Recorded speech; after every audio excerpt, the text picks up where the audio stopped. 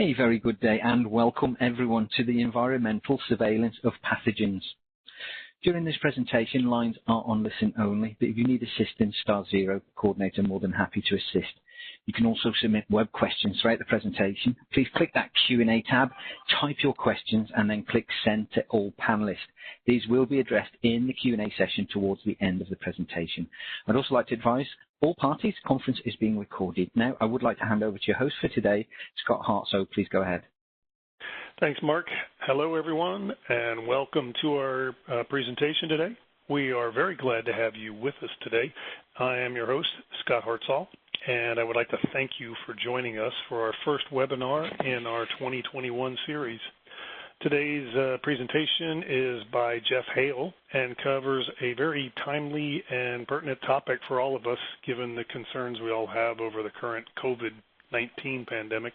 Jeff will be discussing the environmental surveillance of pathogens. As you heard during this presentation, all the phones are going to be muted to reduce some background noise. You're encouraged to use that Q&A feature in WebEx to submit questions, and we will take those questions at the end of the presentation. I'd also like to mention that this webinar has been approved for PDH hours, so if you have a need for continuing education credits, just send me a note at scott.hartzell@parsons.com, and we will get you the sign-in sheet and process a certificate for a PDH hour. Next slide, Jeff. Now a little about our presenter. Jeff has the distinguished role of being our Director of Emerging Environmental Issues at Parsons. We are, I can say, very pleased to have Jeff with us as he brings decades of experience dealing with the most challenging environmental issues, including emerging contaminants. And he keeps his finger not only on the pulse of technical and scientific aspects of all this work, but also on the regulatory environment that we're all working in today as well. Next slide. You see here a quick summary of the agenda for today's presentation. Keep in mind we will save about 10 minutes at the end of the webinar for questions and answers. And with that, I will turn it over to Jeff to start us off with a core value moment. Jeff? Thank you, Scott. So at Parsons, we have 6 core values: diversity, innovation, integrity, quality, safety, and sustainability. And I think innovation is a very applicable core value for today's subject matter, talking about the environmental surveillance of pathogens. So the 3 key points related to innovation.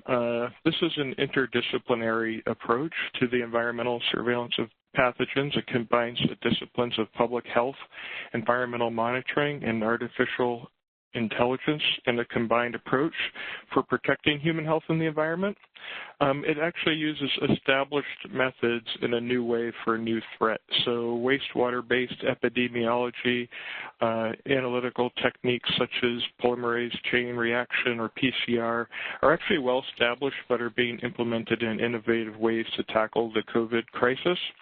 In technology advancement, electrochemical biosensors, for instance, are promising devices for the rapid, specific, and sensitive detection of pathogens. And Parsons has been a key contributor to the advancement of electrochemical biosensor research and development, particularly for SARS-CoV-2, the virus that causes COVID-19. So with that, I want to talk about water and wastewater pathogen surveillance scenarios. So many folks in the audience may have heard about recent wastewater-based epidemiology and sampling wastewater to detect COVID, and we'll get to that, but that's really half the picture. That's the downstream aspect of environmental surveillance of pathogens, particularly in water and wastewater. I wanted to touch on the upstream aspect of that, and that's water supply systems. So there are a few risks to water supply systems. Those include naturally occurring pathogens, but they're also susceptible to bioterrorism. And there are a number of benefits to a drinking water surveillance program. You can proactively identify potential risk of community infection. It allows you to assess the removal efficiency by treatment systems, and it can provide community epidemiological information.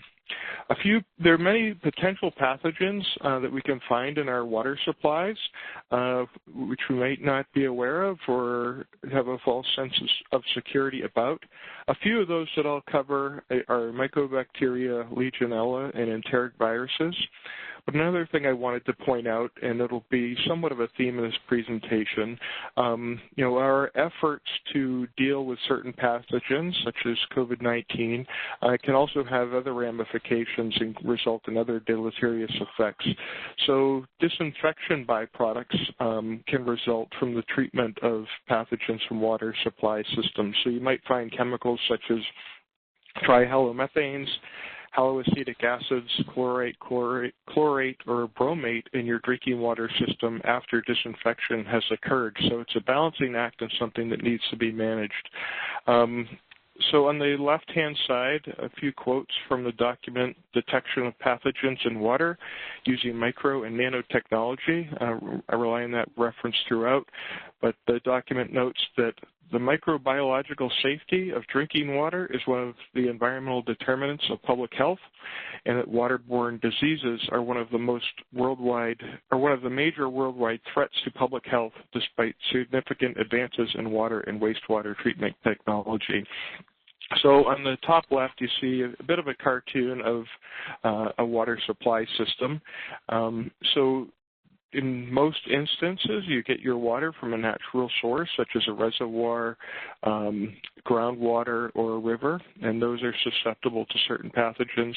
It typically will pass through a treatment plant, which is an opportunity to treat for pathogens. That water ends up in a storage tank and is ultimately delivered via water mains to the public. And all those component parts can both be monitored, but also are susceptible for the accumulation of pathogens, such as viruses and bacteria. So more on water supply systems. I wanted to cover a few of the common culprits. One is the Mycobacteria. You can see a picture of this culprit in the bottom left-hand corner, and these occur in most waters, both engineered water systems, natural waters, and plumbing systems. The infection occurs through drinking water ingestion and also when you inhale water vapor through your shower. And this bacteria causes pulmonary issues as well as skin infections. You've probably heard of Legionella that causes Legionnaire's disease. Legionella occurs in natural freshwater environments. It can proliferate and spread in engineered water systems, and it's an opportunistic pathogen that results in pneumonia, and the infection occurs through inhalation of water droplets. So an opportunistic pathogen is one that might not cause harm to most hosts, but if a host is particularly susceptible or has a weakened immune system, that pathogen can be problematic. Enteric viruses frequently contaminate groundwater and drinking water. They have a high potential for spread through water. They have a robust virus resistance to disinfection, and they cause gastrointestinal illness, or AGI, acute gastrointestinal illness. So one more slide on surveillance of water supplies, and I think it's timely to mention, so I wanted to add this for the audience.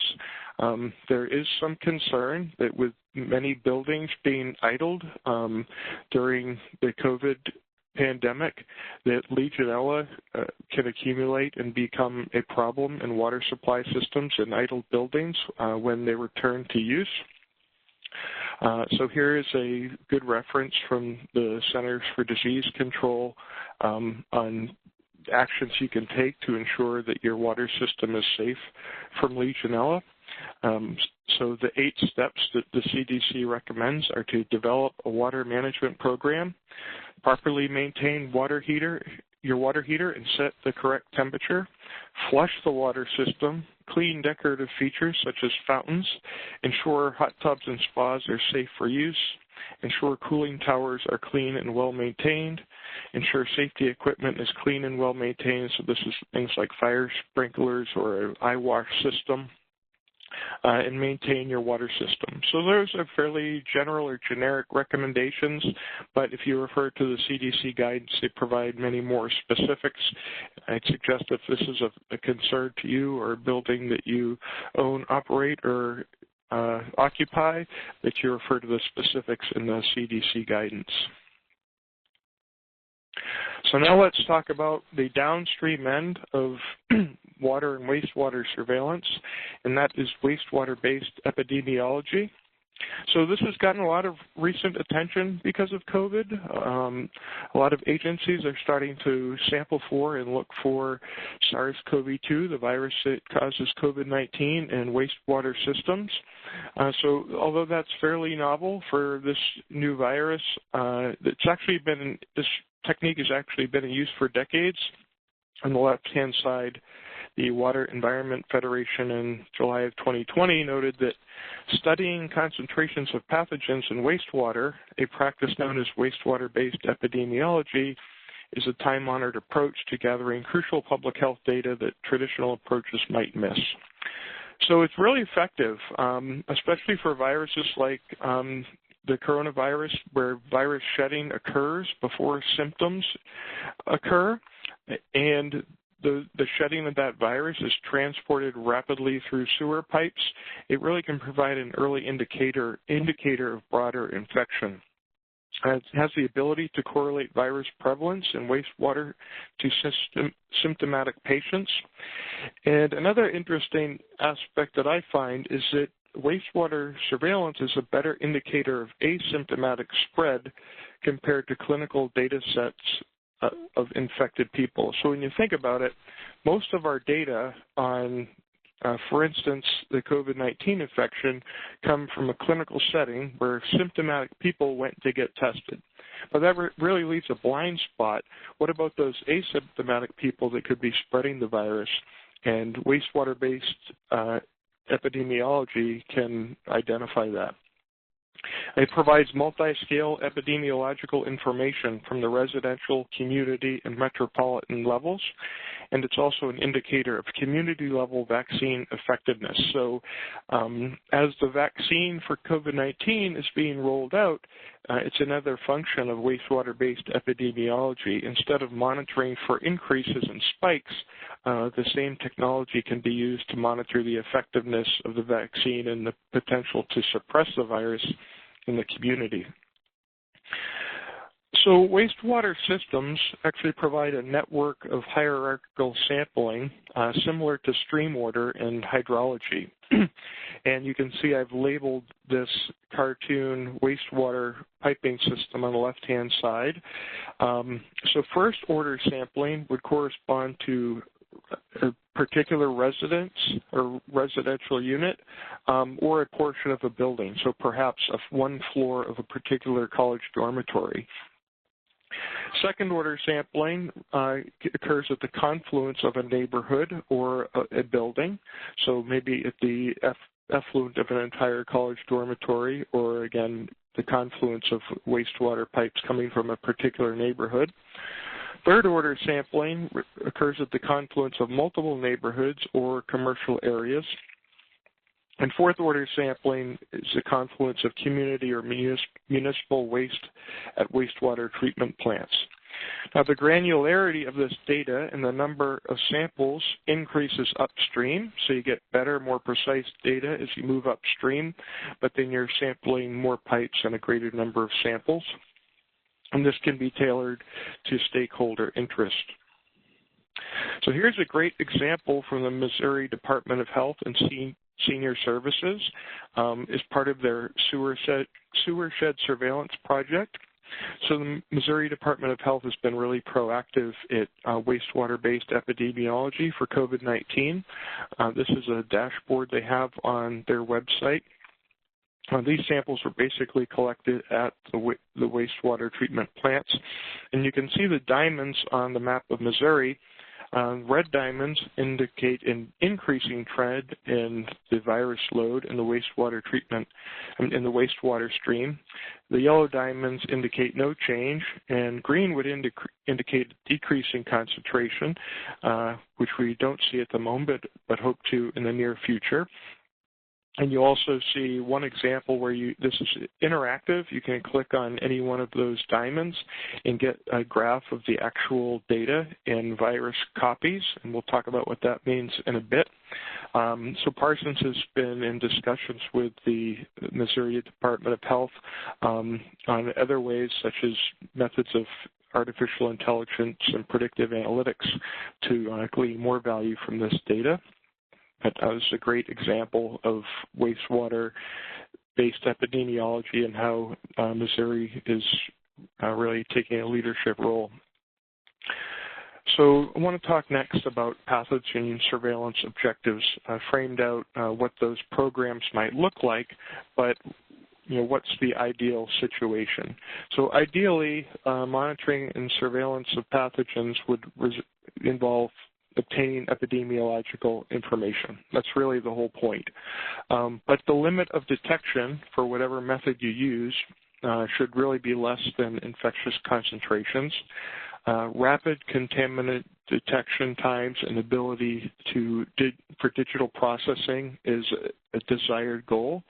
Specificity of detection and multiple target detection are other desired goals.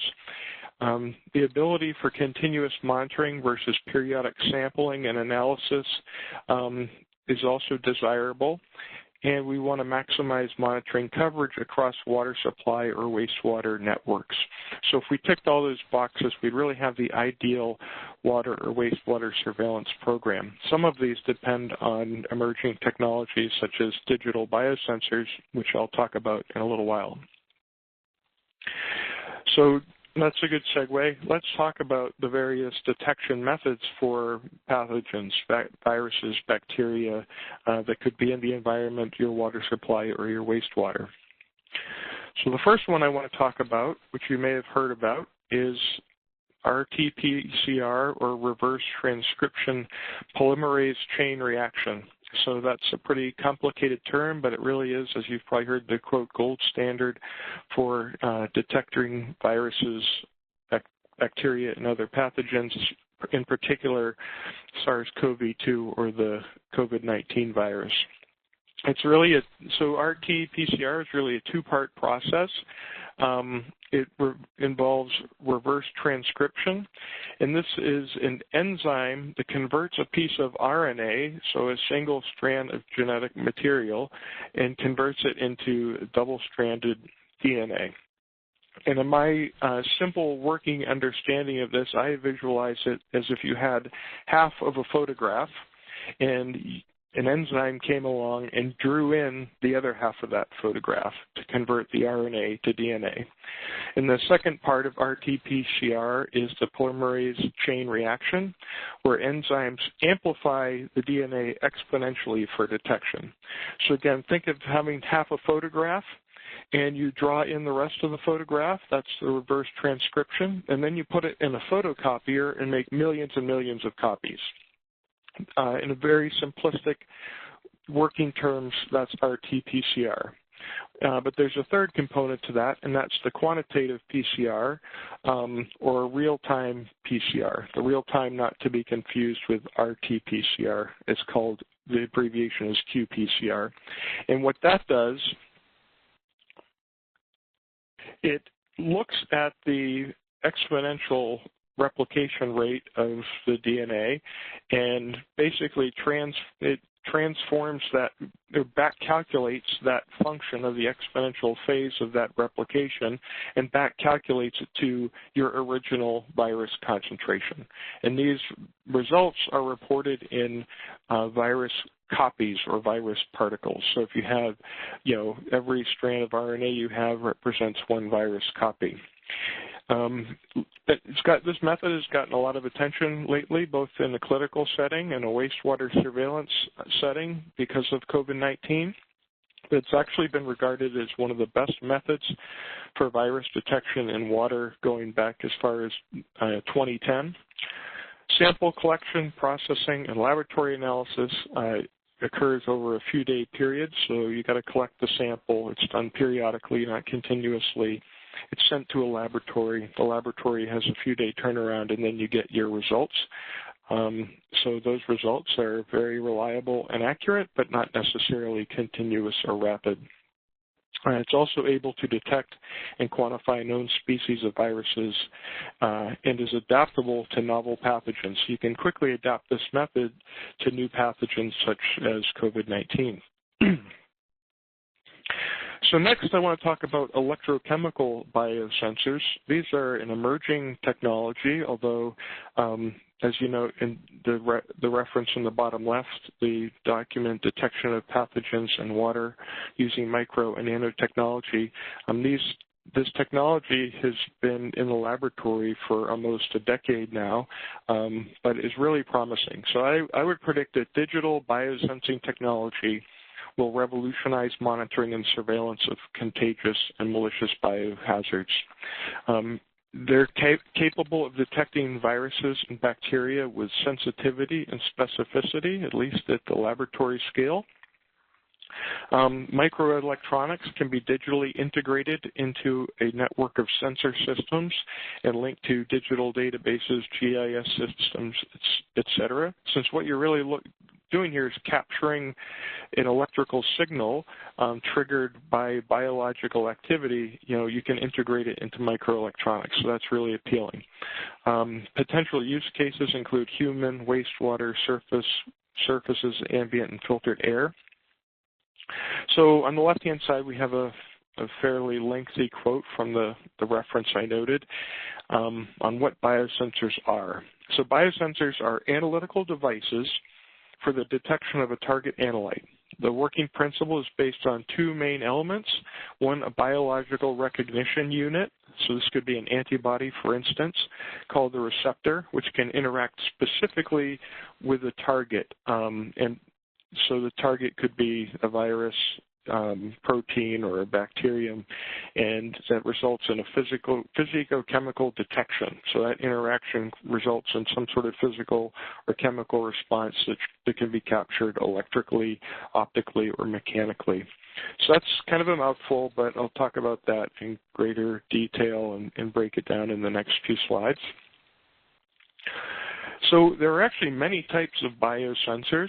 They can be classified according to this hierarchy. The two main categories are affinity biosensors and reactive biosensors. And I'm going to be talking in more detail about affinity-based biosensors. And affinity-based biosensors can be broken down into nucleotide sensors and immunosensors. In either case, an affinity biosensor works by the conjoining of two biological components that fit together or interact with each other that triggers some sort of electrical detection or electrical perturbation that can be detected. So the nucleotide biosensors work on the binding of nucleotides. So nucleotides are the material that make up genetic material such as RNA or DNA. So if you envisioned having a strand of RNA functionalized on some sort of electrical transducer or electrode, and another piece of RNA comes along and binds with it, that can trigger an electrical response. The one that Parsons has been investigating and conducting research and development for are immunosensors, and this involves the binding of an antibody with an antigen. So people are probably familiar with antibodies. The antigen is really something like the spike protein on the coronavirus that binds with the antibody in lock and key fashion. And that can also be used to trigger an electrical response on an electrode. So more detail about that in electrochemical biosensors. So again, we have a bioreceptor, commonly an antibody, that's affixed to or functionalized on a transducer, typically an electrode. So that bioreceptor binds with the target being again, perhaps the spike protein in the coronavirus or some external feature of a virus or a bacteria. So basically you have an antibody binding with its corresponding antigen. And depending on your transducer apparatus.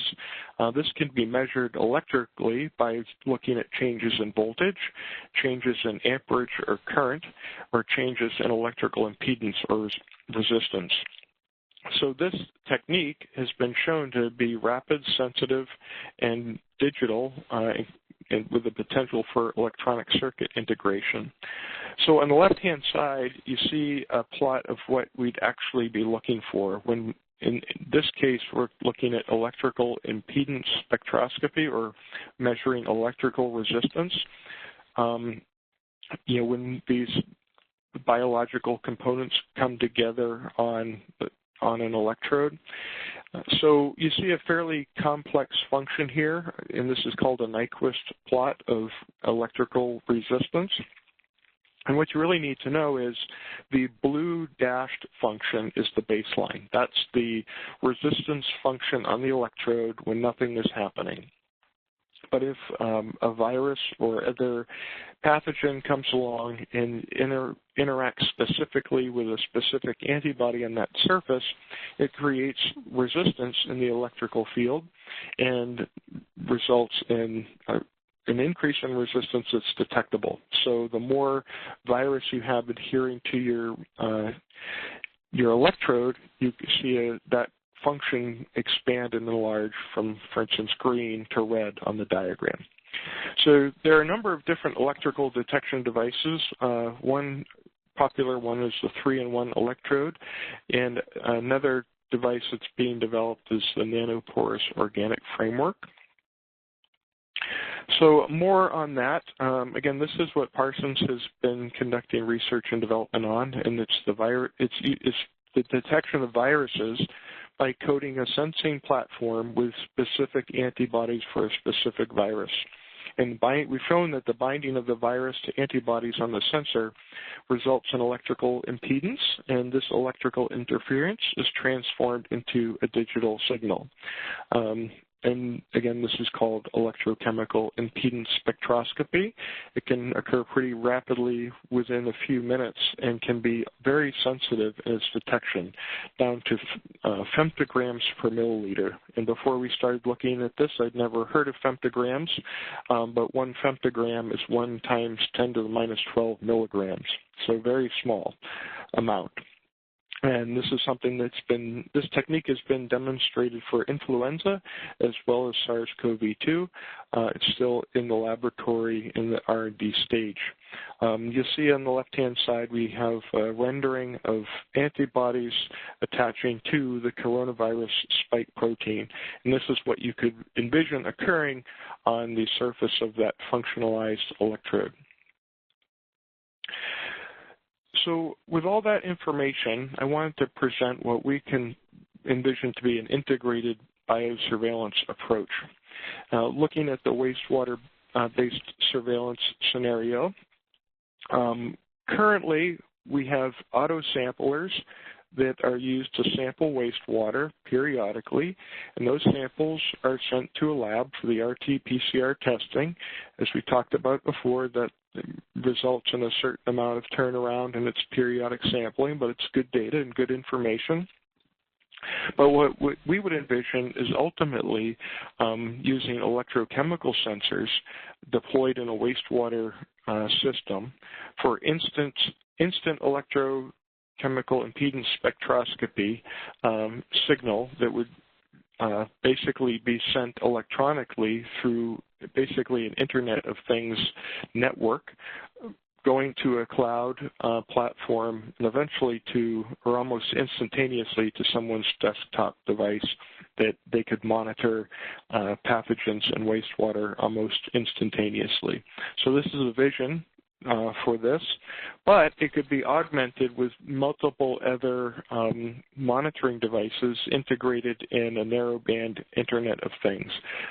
So that could include flow monitors, rain gauges, level sensors, stream gauges, remote facilities, all other types of data that could interact with and be variables on the presence, occurrence, and migration of pathogens in the wastewater system. And ideally, this would happen real-time, continuously, and instantaneously on someone's desktop computer.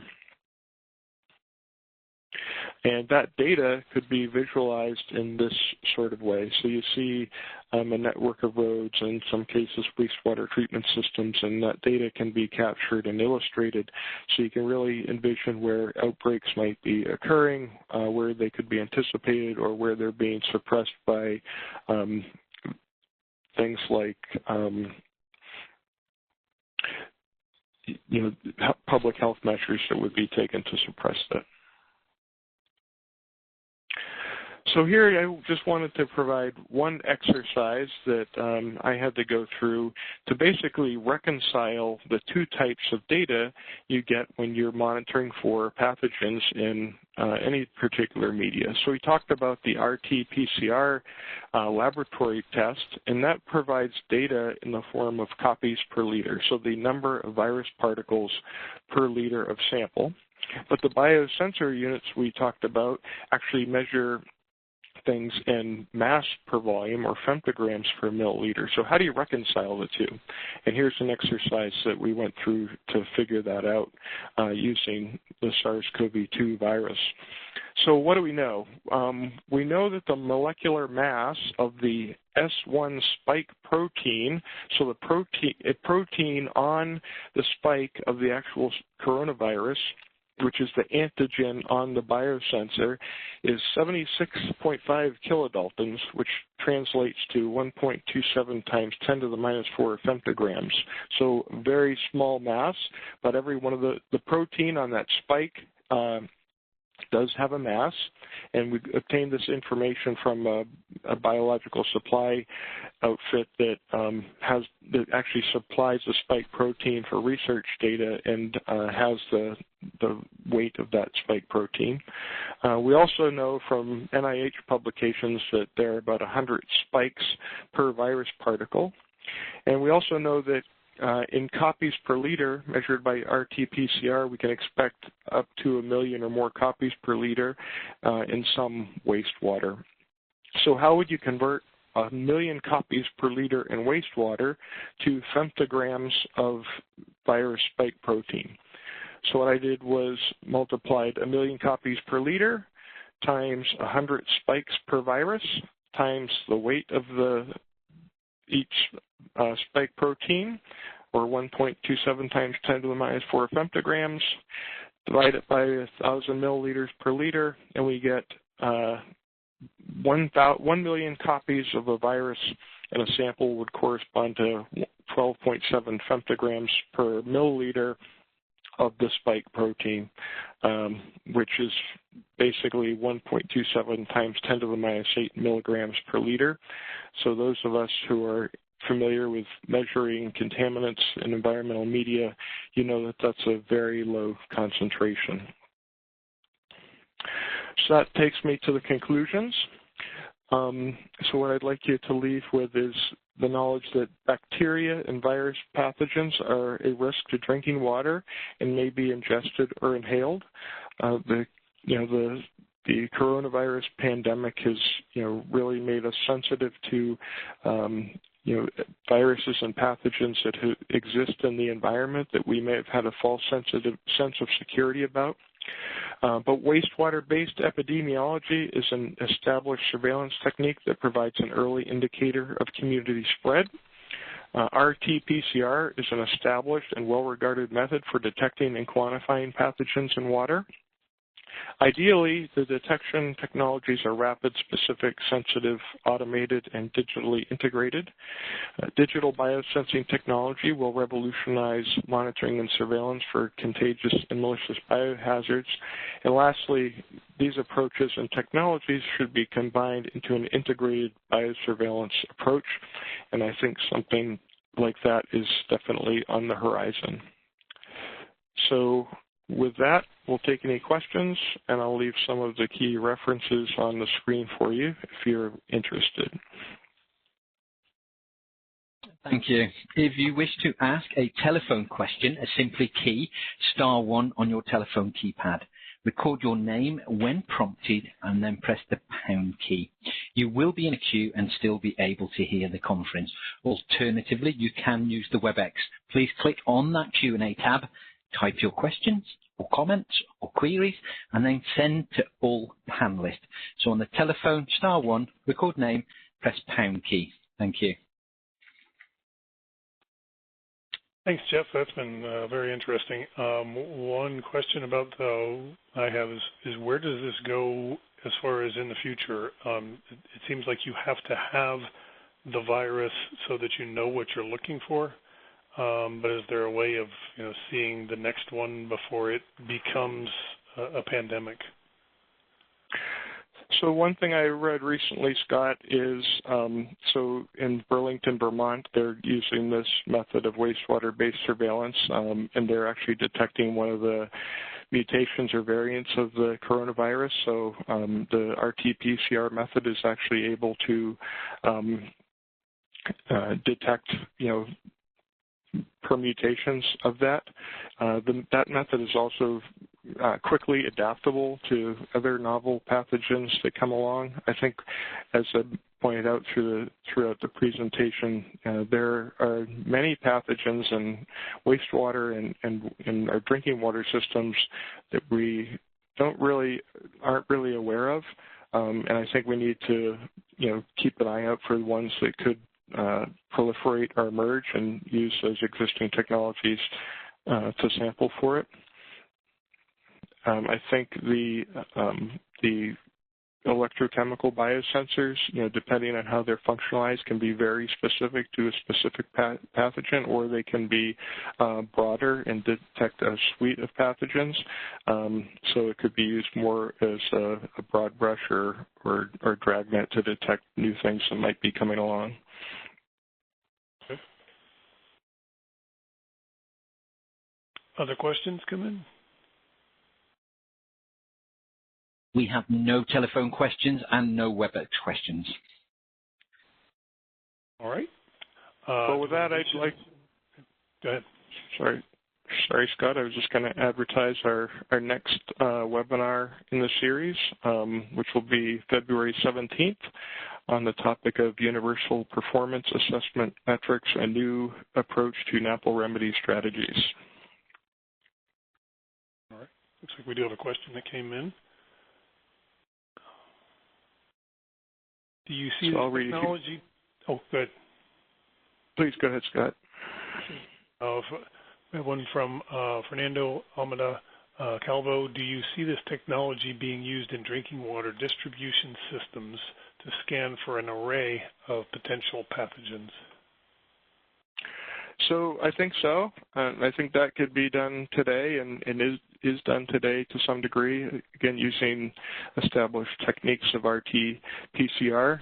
But as the electrochemical sensors come out of the laboratory and into commercial use, that can be functionalized for an array of pathogens. That's the ideal that we'd be striving for, that you could have rapid, real-time, specific detection of an array of pathogens in water treatment systems. So I think that's where we're heading. So when you say rapid, how rapid is that? What is the time frame from detection of a new virus to being able to come out with a sensor that's ready? In the laboratory, it's been done, a minute to 2 minutes. Nice. Apologies for interrupting. We do have one telephone question that has just come through. It comes from the line of... Name not recorded. Unfortunately, the caller hasn't left their name. Caller, you're the only telephone question. Just unmute yourself and ask your question. Hi, this is Fernando. Do you hear me? We can hear you, Fernando. Okay, thanks. So I was wondering if this technology can also be used with antigens that can recognize bacteria or pieces of bacteria. I guess that can also be used like that? Not just the electrochemical type detection? Correct, yeah. Using antibodies, just like you said with SARS. So actually, I believe that bacteria could be detected either through the laboratory method or the electrochemical method. If you recall, one of the types of electrochemical biosensors involved looking at the interaction of genetic material. So you could functionalize a detector with RNA, for instance, of a particular bacteria. And if you have RNA from that bacteria in your sample that joins with the RNA on your device, that could trigger a detection, even if it wasn't done by antigen. And that is commonly done for bacteria in RTPCR, as I understand it. So the virus is what we've been focusing on. It's a very simple lock and key type scenario with the antibody and the antigen, but there are ways to functionalize these devices for bacteria as well. And my question was more for to try to think about other applications of this technology. So imagine that you could, if you could track the bacterial populations in a wastewater treatment plant. For example, the nitrifiers population. Imagine that you could track that in your activated sludge system. That would be really cool, but I don't know if that would be possible like that. Real-time nitrifier population. Yeah, that's a really interesting concept. I think that would be a great use for it, something I'd have to look into, but good thought. Also appreciate your interaction here. Thank you. Fernando, do you have any further questions? I don't. Thank you. I appreciate it. You're very welcome. Thank you, sir. We have no further questions. All right, we'll give everybody one last minute here. So just a very quick reminder. *1. You've seen Fernando do it quite easy. *1, record name, press the hash or pound key. Just be mindful if you are on mute on your end. Alternatively, use the WebEx. Click on that Q&A tab, type your question, send to all panelists. Thank you.